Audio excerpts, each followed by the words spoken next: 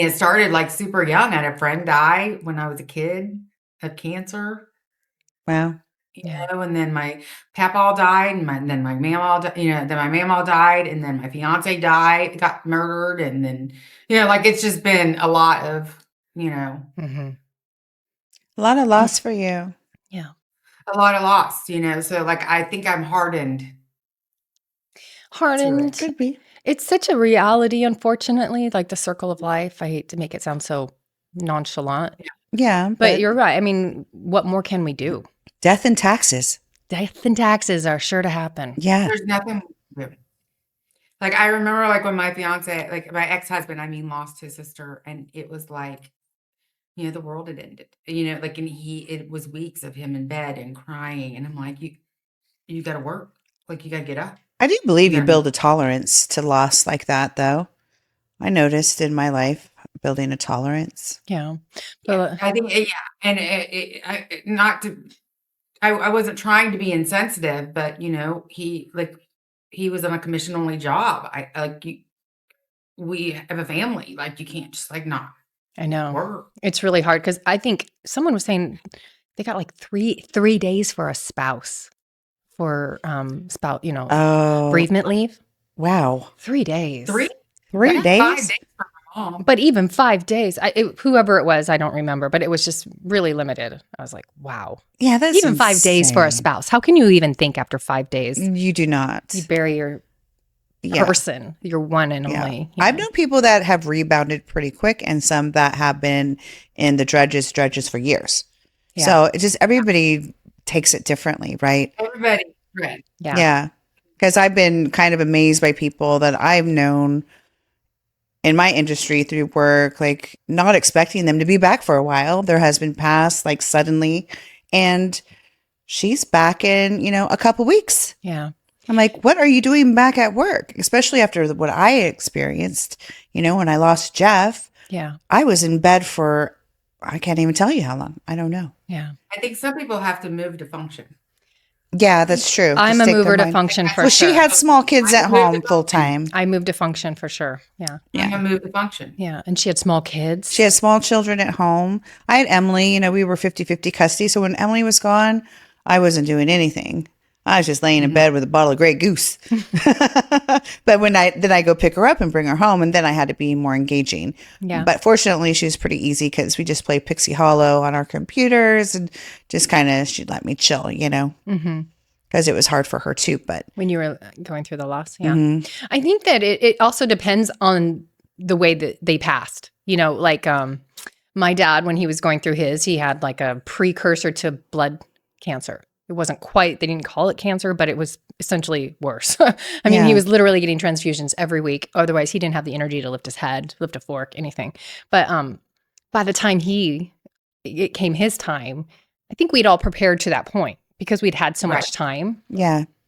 But in the same exact thing, I'm not saying it's always like that with cancer. Like last Saturday, we buried my cousin, the cousin I played with, the one that I hid in the closet, in the bathroom, and we cut each other's hair at Thanksgiving. Like my cousin passed away, and her cancer came on so fast. I think 9 months in and out, and we're all still a little bit shocked. Yeah, you know what I mean. So there's different ones. Like we were prepared for my dad, but we were not prepared for Randy, even though you knew something. Yeah, we knew. And being so young, she was so young. I mean, my age, I feel like bad saying that, but she's so young and so beautiful, and has grandchildren at home and kids at home, and anyways. Yeah. So we all know. I remember I was 23 when my fiance died. Wow.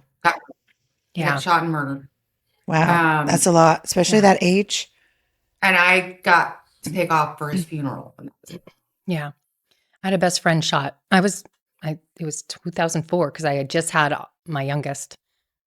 So how old was I? I don't know. I think I was about that age. Oh no, I had to be 29 because I was 28 when I had her. Yeah. Wow. And that was really rough. And I still think of that moment, like on him getting shot. And he was just we called him my brother, like my brother. He was like my best friend. But like, I can't imagine. I know Brandy's been through it. I know Kelly's both been through it, where someone you love, you plan to have a life with, I've known him since I was 2. Since you were 2? Oh my goodness. He was my cousin's best friend. And you guys were planning to move that day, right? If I remember right. We were trying to move that next week. Yeah. Charlotte. Yeah. Yeah. Crazy. Yeah. Like 5 years ago, one of my best friends died. Yeah. It's And inevitable. Well, the older we get, the more loss we Mhm. experience, right? Because everybody's, excuse me, getting up there. Our parents are getting older. Yeah. You know, I've lost all my grandparents at this point. Yeah, me too. Yeah, I lost my father 3 years ago. So yeah, it's tough. I lost a cousin a year ago. I was telling you guys earlier. And he was younger than me. Yeah. And it was so quick. I lost my uncle, so much, but it's like, Yeah. it just starts like my first experience with death was a boy that I knew in high school. Oh, He was coming back from LA and he fell asleep behind the wheel and hit a tree. wow. And it was devastating because I had never experienced anything like that Yeah. before. You Yeah. know, somebody that I really knew. And then I think it wasn't until I was in my 30s was my grandfather, Wow. you know, who was Wow. sick. And that was devastating, Yeah. you know, because doctors give you hope. Well, And that's they were telling me, oh, no, he's doing better. And then I'm like, kid you not, like 10 minutes later, they're like, call your mom and have them get down here because he was at UCLA. And I lived in Orange County. So I was down there all the time to check on him and spend time with him. And so, yeah, they got there and my grandma, they said he's not doing well. So my grandmother decided to stop, you know, the whatever kind of support he was on. He was coherent, but, you know, and then they kind of knocked him out and he passed pretty quick. stop feeding him, It's horrible. giving him his nutrients. Yeah. Yeah, Yeah. it was like It is oxygen or harder when it's sudden. Like my ex-husband's sister died from alcohol withdrawal. Oh, She had a wow. seizure. Oh, wow. yeah. That's scary. I don't think people understand that you can die from that. Yeah, that's, Yeah. Yeah. So like if you have, you know, if you're an alcoholic, you should never quit drinking alone. yeah, Like you really need somebody there with you, somebody who's good. Yeah, like I mean, honestly, rehab is the best way to do it. Because they know what to do. But like if you have a seizure in your sleep and nobody's there to say, you know, to help you, you can die. Wow. mhm. So you know, it always scares me when alcoholics stop drinking cold turkey and it's not withdrawals are a real thing. I've watched plenty of people go through alcohol withdrawals. Fortunately, they were in the hospital, so they were being monitored. But even in the hospital and being medicated, it's crazy. It is horrible. It is horrible. Full on It is crazy scary. hallucinations and the whole thing. Wow. Being strapped down and Really? mhm. Oh, they get violent? Not so much violent, just wanting to leave and Yeah. you know, Yeah. Probably satisfy that pain that they're craving. yeah, and thinking like you give them a root beer and tell them it's a beer, and they're like, "This is a really good beer." You know, give them a straw and tell them they're smoking a cigarette, and they think they're smoking a cigarette, so they could just kind of stay calm and stay where they're at. You don't need to get up and go, you know. Yeah. But Well, they're believing It's it because really it's where the mind goes It's with so those. imagine doing that at home. Yeah, well, they did that to my People that don't grandfather. understand alcoholism and don't understand. You know, Hmm. her parents didn't drink at all, and neither did her brother. Very religious family.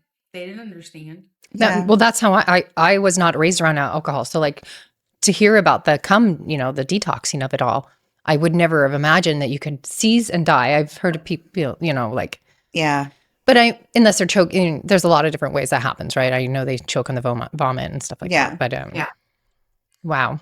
Yeah. It's rough. not so. Yeah, she was in her early 20s. Oh, baby. She's just a baby. Yeah. Oh, I know. And that's the thing is, unfortunately, I think, you know, substance abuses of some sort and those types of deaths, I think those are almost hit harder because they feel senseless. And it's like you feel like somebody could have intervened or somebody could have done something. But that's not the case. I know that. I know they're strong and like they're their own independent person and that they, you know, make those choices for themselves. Yeah. But I'm saying the pain of the survivor has to feel Right. that way. Oh, it does. Yeah. Yeah, it That's- definitely So- does.